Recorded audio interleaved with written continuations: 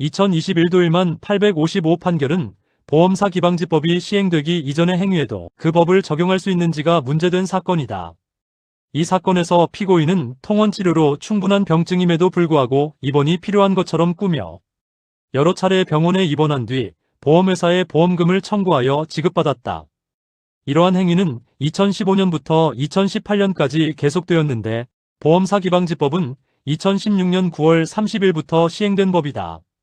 그럼에도 원심은 피고인의 전체 범행에 대하여 이 법을 적용하여 유죄를 인정하였다.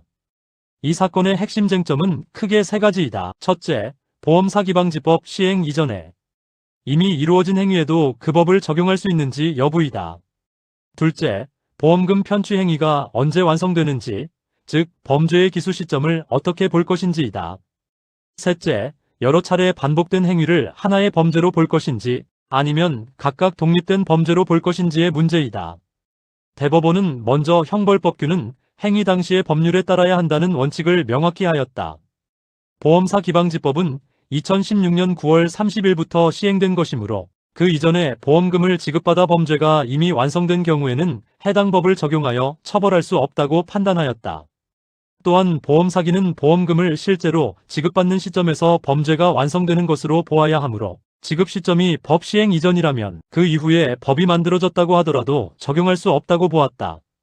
나아가 피고인의 행위가 여러 차례 반복되었다 하더라도 각각의 보험금 청구와 지급은 개별적인 범죄로 평가되어야 하므로 전체를 하나로 묶어 신법을 적용하는 것은 허용되지 않는다고 판시하였다. 결국 대법원은 원심이 보험사 기방지법 시행 이전의 범행까지 포함하여 처벌한 것은 죄형 법정주의와 형벌불소급 원칙을 위반한 잘못이라고 보고 판결을 파기하였다. 이 판결은 헌법적 관점에서 매우 기본적이면서도 중요한 의미를 가진다. 형벌불소급 원칙은 국민이 자신의 행위에 대한 처벌 여부와 정도를 미리 예측할 수 있도록 보장하는 핵심 원칙이다. 만약 국가가 사후에 만들어진 법을 과거 행위에 적용할 수 있다면 개인은 언제든지 예측할 수 없는 처벌을 받을 위험에 놓이게 된다. 이 사건은 이러한 위험을 명확히 차단한 판례라고 볼 수 있다. 형사법적으로도 이 판결은 중요한 기준을 제시한다. 특히 경제범죄나 보험사기처럼 반복적으로 이루어지는 범죄의 경우 실무에서는 이를 하나의 계속범으로 보아 신법을 적용하려는 경향이 있을 수 있다. 그러나 대법원은 범죄의 성립 시점과 행위 단위를 엄격히 구분하여 이미 완성된 범죄에 대해서는 이후의 법을 적용할 수 없다는 점을 분명히 하였다. 이는 형벌법규 해석에서 엄격성과 명확성을 유지하려는 입장이다. 다만 정책적인 측면에서는 일정한 한계도 드러난다. 보험사 기방지법은 기존 사기죄로는 충분히 대응하기 어려운 보험사기를 보다 효과적으로 규율하기 위해 도입된 법이다. 그럼에도 시행 이전의 유사한 행위에 대해서는 처벌 공백이 발생할 수 있다. 그러나 이러한 공백은 헌법적 원칙을 훼손하면서까지 메울 수 있는 영역은 아니다.